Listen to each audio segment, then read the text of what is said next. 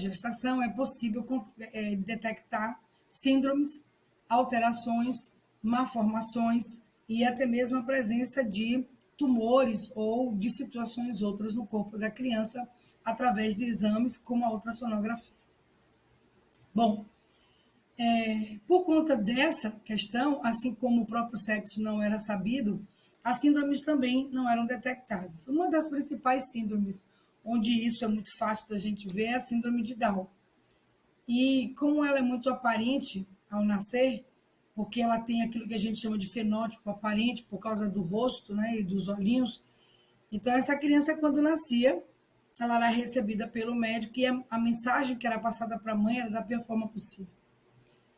É lógico que essa mãe era pega de surpresa no sentido de que todos nós até hoje, com ou sem uma tecnologia de avanço em relação a diagnósticos precoces em relação às crianças, é lógico e evidente que a gente tem todo um querer e um desejo, uma expectativa nessa gestação. É aquele filho desejado, aquele filho querido, é aquilo que a gente sempre diz, o que eu quero? Saúde para o meu filho. E essa saúde inclui essa criança, ela não apresentar alterações, ela não apresentar deficiências, ela não apresentar transtornos. A gente imagina que no futuro ele vai ser um doutor, detentor de algum conhecimento, e esteja no mercado de trabalho, ele tem uma família, ele tem filhos, ele tem uma série de situações que o vão levar a uma vida normotípica ou normal, que é o esperado e o desejado por qualquer pai, por qualquer mãe. Mas, enfim, a gente vai falar sobre o outro lado, exatamente quando essa família se vê diante de um diagnóstico, que ele pode chegar hoje através da própria tecnologia. Existem algumas controvérsias em relação ao exame da amniocentese, que é feito através do cordão umbilical. Alguns médicos acham invasivo e perigoso, de fato ele é, e outros acham que vale o risco. Mas, como sempre, existem duas forças, né? De sim e de não em relação àquilo que seja bom e aquilo que não seja. Então, esse diagnóstico ele pode chegar precocemente ou por uma questão da própria família, pode chegar no momento do nascimento. Ou pode ser pego de surpresa porque não houve tempo de fazer o diagnóstico ou não houve um diagnóstico que contemplasse o quadro que viesse. Enfim, a gente sempre tem um leque de situações. E esse diagnóstico, ele de alguma forma chega. Quando é que esse diagnóstico chega? Que diagnóstico eu posso receber ao nascer?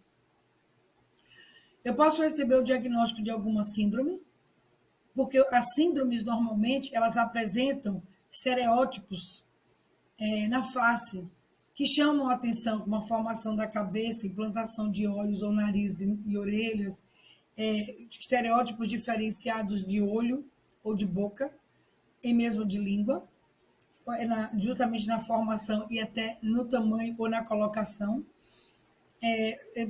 estereótipos, inclusive de organização da própria face, ou no próprio corpo, na mão, tamanho de mão, linhas, corpo, etc, etc, etc. Então, tem algumas características, né, que a gente chama de estereótipo, que podem denunciar a presença de uma síndrome numa criança. A própria fenilcetonúria, quando o teste do pezinho, que hoje é um protocolo, né, que é feito, todas as crianças fazem, a orelhinha, que é a surdez, que também hoje é um protocolo, é obrigado a fazer, a visão, que é testada logo ao nascer, a presença de médicos que são chamados de... Me fugiu agora o nome, daqui a pouco eu lembro.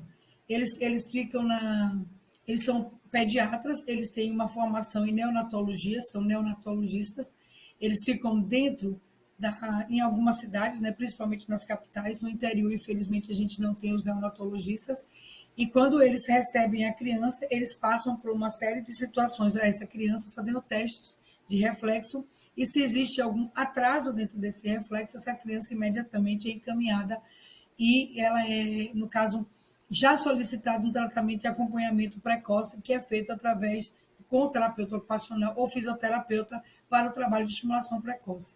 Já estou dando a vocês um encaminhamento em relação a uma possibilidade de diagnóstico. Se a criança apresentar no exame neonatológico algum atraso, alguma ausência e presença de uma forma errada ou naturalmente, de uma forma, como diria, comprometedora no sistema nervoso central do aparecimento desses reflexos que são inatos da criança e que precisam existir, essa criança deve ser encaminhada para estimulação precoce imediatamente. Se a criança tem também um nascimento precoce, ela nasce com 7 ou 8 meses. Fora do que a gente chama de a termo, é uma criança também encaminhada para estimulação precoce. Não necessariamente ela vai ter um diagnóstico, mas já existe um tratamento profilático dentro desse contexto. Se é uma criança que apresenta também um quadro de anóxia ou hipóxia, vou explicar, que seria uma ausência de oxigenação durante 3 a 4 minutos, e essa nota, que chama-se Apgar, que é dada à criança ao nascer, que inclui a cor dessa criança, se ela nasceu rosa, se ela nasceu arroxeada ou se ela nasceu com a pele muito escura, sem choro, essa criança vai apresentar essa notinha, que tem naquele certificadozinho dos pezinhos, ali tem o Apgar da criança, falo isso para as grandes cidades, infelizmente no interior a gente ainda não encontra esse exame, na verdade é uma observação feita na própria maternidade, um bom treino nas maternidades do interior iriam ajudar bastante a nós, terapeutas, e a vocês, mães, com essa notinha, que esse Apgar, na verdade, é um estudo feito por uma enfermeira, que ela traz 4 ou 5 itens, se não me engano, que vai trazer, então, a condição da criança ao nascer. Seria a cor da pele, o choro, a movimentação, a motricidade, o estado geral da criança, que me conste agora são só esses 4. Acredito que tenha mais um, mas eu não estou lembrando. Mas o importante é que esse Apgar é de 0 a 3, de 4 a 7 e de 7 a 9. A melhor nota é 9, a pior nota seria, então, 0. Seria de 0 a 3. Então, essa é uma criança que nasceu de natimorto a depressiva. Entre 4 a 6 é uma criança que nasceu com uma performance moderada, ela deve ter tido alguma perda em relação a isso, nasceu com pouca movimentação, nasceu arroxeado, não chorou logo, chorou com alguns minutos já de nascimento, e de 7 a 9 é uma excelente nota, 7 é apenas um pouco menos de movimentação, e 9 é uma criança que nasceu rosada, nasceu chorando logo, nasceu com uma cor adequada ao nascimento, teve uma movimentação motora muito boa, nasceu disposta, mamou logo ao nascer, enfim. É uma criança que ela, diante desse quadro, provavelmente ela não tenha nenhuma especificidade ou nenhuma indicação para tratamento precoce ou sequer a suspeita de um diagnóstico. Mas, enfim, a vida passa, né? E aí, essas crianças que eu coloquei, que inicialmente apresentaram algum tipo de alteração, evidentemente que tem que ser encaminhada logo a um tratamento precoce.